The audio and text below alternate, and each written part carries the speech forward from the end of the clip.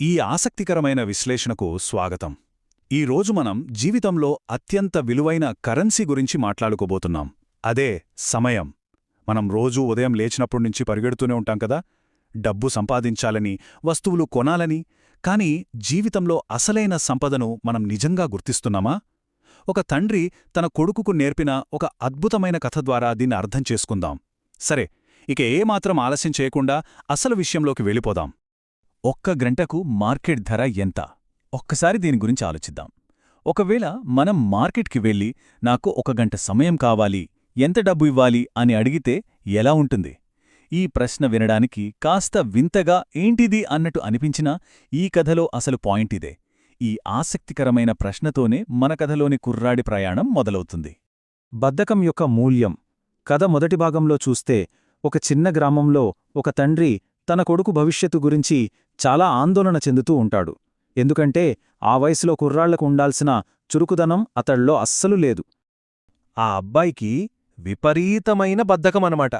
రోజంతా ఎలాంటి పని చేసేవాడు కాదు.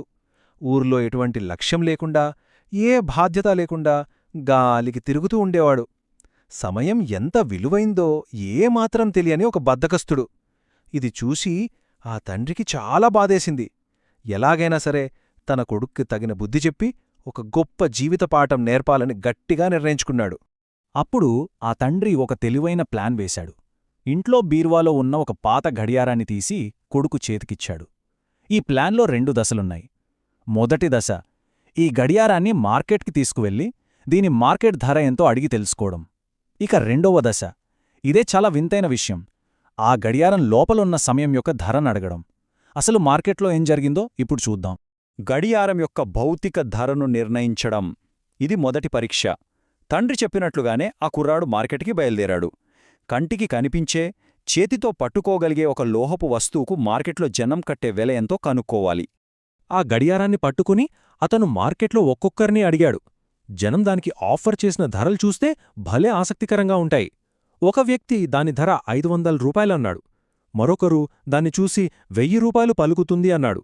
ఇంకొకరు 800 రూపాయలు ఇస్తానన్నాడు. ఇక్కడ మనం గమనించాల్సిన ముఖ్యమైన విషయమేంటంటే, ఆ భౌతిక వస్తువు విలువపై ఎవ్వరూ ఒకే మాట మీద లేరు. ఎవరికి తోచిన ధర వారు చెప్పారు. ఆ కుర్రాడు ఇంటికొచ్చి ఇదే విషయం తండ్రికి చెప్పాడు. నాన్నా, ఒక్కొక్కరూ ఒక్కో ధర చెబుతున్నారు, ఎవరికీ దీని అసలు ధర తెలియట్లేదు అని. అప్పుడు తండ్రి చిరునవ్వు నవ్వి, సరే, దాన్ని తిరిగి బీరువాలో భద్రంగా పెట్టేయ్ అన్నాడు. లోపల ఉన్న సమయం యొక్క ధరను నిర్ణయించడం. మరుసటి రోజు ఉదయం తండ్రి మళ్లీ కొడుకుని పిలిచి ఈ రెండో పరీక్ష పెట్టాడు. అదే గడియారాన్నిచ్చి, ఈసారి గడియారం ధరగాదు, ఆ గడియారం లోపల ఉన్న సమయం ధర ఎంతో కనుక్కోమని చెప్పాడు. ఒక్కసారి ఆలోచిద్దాం. కంటికి కనిపించే కరెన్సీకి, అంటే రూపాయలకు, అలాగే కంటికే కనిపించని కాల వ్యవధికి మధ్య ఎంత తేడా ఉందో గదా. ఒక వస్తువుకు రూపాయల్లో ధర కట్టడం చాలా సులువు. కాని సెకండ్లు, గంటలు అనే వాటికి ధర కట్టడం సాధ్యమేనా? ఆ అబ్బాయికి తండ్రి ఉద్దేశమేంటో అస్సలర్థం కాలేదు. కాని అయోమయంగా మళ్లీ మార్కెట్కి బయలుదేరాడు. మార్కెట్లో అతను వెళ్ళి ప్రతి ఒక్కరినీ ఈ గడియారం లోపం ఉన్న సమయం ఖరీదు ఎంత అని అడగడం మొదలుపెట్టాడు. ఊహించినట్లుగానే జనం రెస్పాన్స్ చాలా దారుణంగా ఉంది. వాళ్ళతన్ని చూసి పగలబడి నవ్వారు, వింతగా చూశారు. కొందరైతే, ఏంటి మూర్ఖపు ప్రశ్న, ఇక్కడ్నుంచి వెళ్ళిపో అని కసిరికొట్టారు. ఆ కుర్రాడికి అది చాలా అవమానంగా, బాధగా అనిపించింది.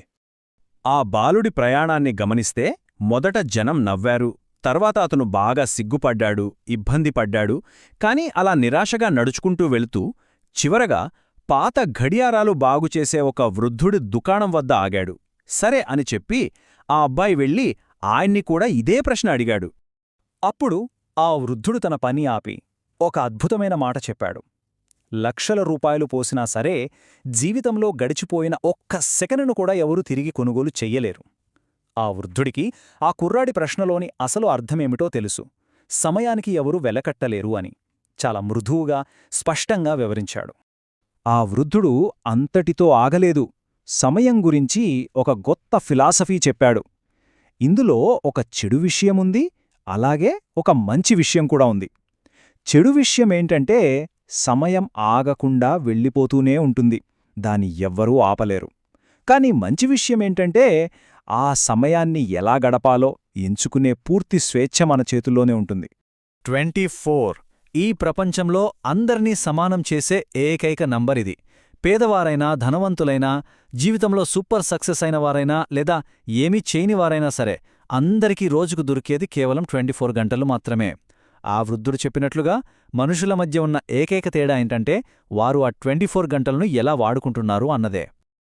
లక్ష్యం వైపు మార్పు.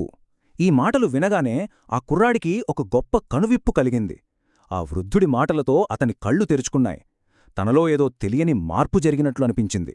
ఏమాత్రం ఆలస్యం చేయకుండా ఎంతో వేగంగా ఇంటికి పరిగెడతాడు. ఇంటికి వెళ్ళి మార్కెట్లో జరిగిందంతా తండ్రికి పూసగుచ్చినట్లు చెప్పాడు. ఆ రోజు నుండి ఆ కుర్రాడి జీవితం పూర్తిగా మారిపోయింది. అదొక గొప్ప మార్పు. బద్ధకాన్ని వదిలేశాడు, కష్టపడి పనిచేయడం ప్రారంభించాడు. ఊరిలో అలా గాలికి తిరగడం మానేసి ప్రతి క్షణం యొక్క నిజమైన విలువను గ్రహించాడు.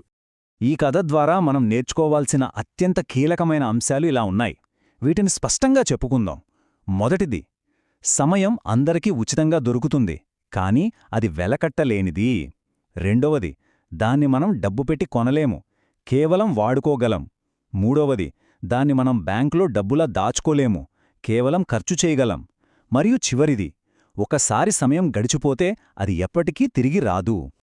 ఇక ముగింపుకు వస్తే, రేపు ఉదయం మళ్లీ కొత్తగా 24 గంటలు మన ఖాతాలో పడినప్పుడు ఆ సమయాన్ని ఎలా ఖర్చు చేస్తాం? సమయాన్ని ఆ బద్ధకస్తుడైన కుర్రాడిలా వృధా చేస్తామా? లేదా ఒక మంచి లక్ష్యంతో ఎంతో తెలివిగా ఉపయోగిస్తామా? మనందరం ఒక్కసారి ఆలోచించుకోవాల్సిన విషయమిది.